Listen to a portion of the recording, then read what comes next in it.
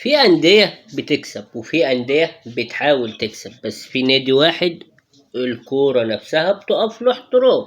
النادي اللي كل ما تقول خلاص خلص يقوم يقول لك ده احنا لسه ما بدأناش، ده مش فريق، دي امبراطورية، ده مش مجرد كورة، ده ريال مدريد.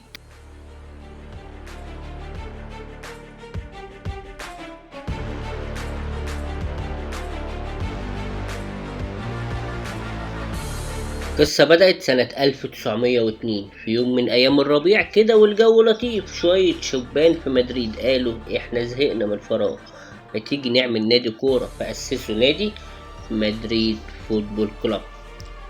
وبعدها بسنين الملك ألفونسو التلتاشر شافهم وقال الفرقة دي شكلها محترم، ده انتوا جامدين يا رجالة، خدوا اللقب الملكي. وبقى اسمهم من ساعتها ريال مدريد. ومن ساعتها بدأت المغامرة، فريق صغير في مدينة كبيرة بس عنده طموح يغطي القارة كلها.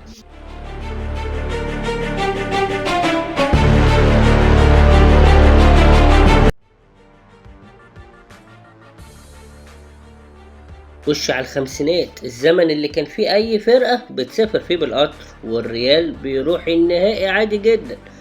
جابوا دي ستيفانو، الراجل اللي بيلعب مهاجم ومدافع وحارس لو طلبت منه،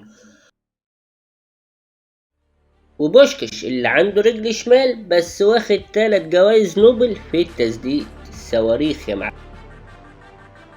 من سنة 56 لسنة 60 ريال مدريد كسب أول 5 بطولات دوري أبطال أوروبا على التوالي. وقتها كانوا بيكسبوا الفرق التانية كأنهم فريق مدرسة بيلعب ضد فريق شارع.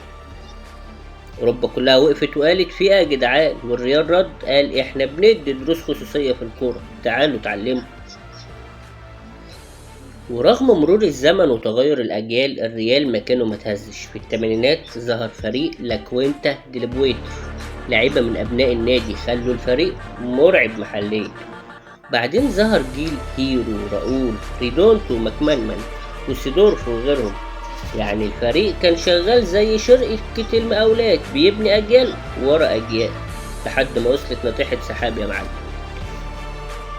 سنة 98 بعد غياب طويل عن المجد الأوروبي الريال رجع وكسب دوري أبطال أوروبا للمرة السابعة.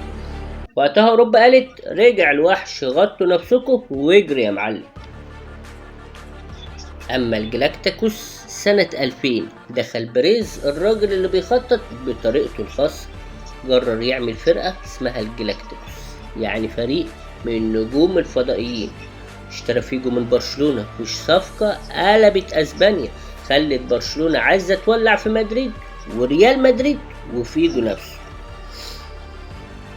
بعدها بشوية جاب زيدان من يوفنتوس ب75 مليون يورو، أغلى صفقة وقتها. وجاب رونالدو البرازيلي، وبعدين بيكهام، نجم أفلام أكتر منه لاعب كورة، فريكيكاته مظبوطة بالمسطرة. اتحط بيكهام نجم الافلام الكروية على البوستر وبدأ الفريق. ريال وقتها كان بيعمل ماتشات شكلها زي عروض المسرحية، بس الدفاع كان بيتهز مع اي عرضية. ومع انهم ما كسبوش كل البطولات بس الكورة كانت بتتذاع عشانهم. وفي ناس بتقول ان الجلاكتيكوس هو اعظم واجمل وامتع فريق في تاريخ الكورة، زي افلام الكرتون وكابتن ماجد.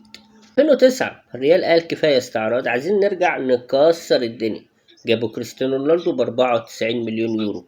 الناس قالت ايه الجنون ده، الريال قال استنوا يا ولاد الحلال وشوفوا اللي هيحصل. الريال حصد 4 دوري أبطال أوروبا في 5 سنين من 2014 لحد 2018. أوروبا ما كانتش بتتنافس، كل موسم بيخلص والريال بيستلم الكاس كأنه عنده اشتراك سنوي. كان بيحرك الجمهور بإيده والفرق بتتحرك برجليها ناحية الباب. هو كل لما يقولوا للريال خلصت يبدأ من جديد. عشان كده في 2022 الناس قالت الريال خلاص كبر، بس الريال قال احنا لسه في ثانوي. رومونتادا ضد باريس من 2-0 ل 3-2، وتشيلسي خدوها ورجعوها. السيتي احرجهم في اخر 3 دقايق كأنهم تايهين في كارفور. ضد ليفربول كان متوتر، لا دي شغلانة يومية بالنسبة لهم. كسب الكاس ال14 وسجل نفسه كرئيس مجلس إدارة دوري الأبطال. الحاضر مبني على ذكاء مش فلوس وبس. دلوقتي الريال عنده الجيل الجديد، فينيسيوس الراجل اللي بيرقص قبل ما يسجل، بلينجهام الانجليزي اللي بيلعب كأنه ابن برنابيو. كامافينجا وتشاومينو لعيبة صغيرة بس تفكيرهم كبير. نبي ديك فرنسي بس نينجا. اللي لسه ماشي كارلو أنشيلوتي، الراجل اللي بيضحك وهو بيكسب وبيضحك أكتر لو خسر. ودلوقتي جالهم المستقبل، شابي ألونسو ابن النادي اللي بيخليك دايما تفتكر احتفاليته في العشرة مع أتلتيكو. أما الكبير فلورنتينو بيريز قاعد بيخطط لمستقبل 2040 من دلوقتي. ربنا يديك العمر يا جدي. ريال مدريد مش نادي، ده رواية مستمرة، كل جيل بيحط فصل جديد، كل لحظة فيها مفاجأة، وكل بطولة تحس إنها أول مرة. فلو حد قالك ليه بتحب ريال مدريد قوله عشان لما الكل يقول انتهينا احنا بنبدأ من جديد. قولولي في الكومنتات أكتر لحظة مجنونة شفتوها لريال مدريد، وعايزين نحكي عن مين في الحلقة الجاية، برشلونة، ليفربول، الزمالك ولا الأهلي. متنساش اوعى تنسى تعمل لايك سبسكرايب والجرس شغله، يمكن الريال يدخل ريمونتادا جديدة وانت نايم.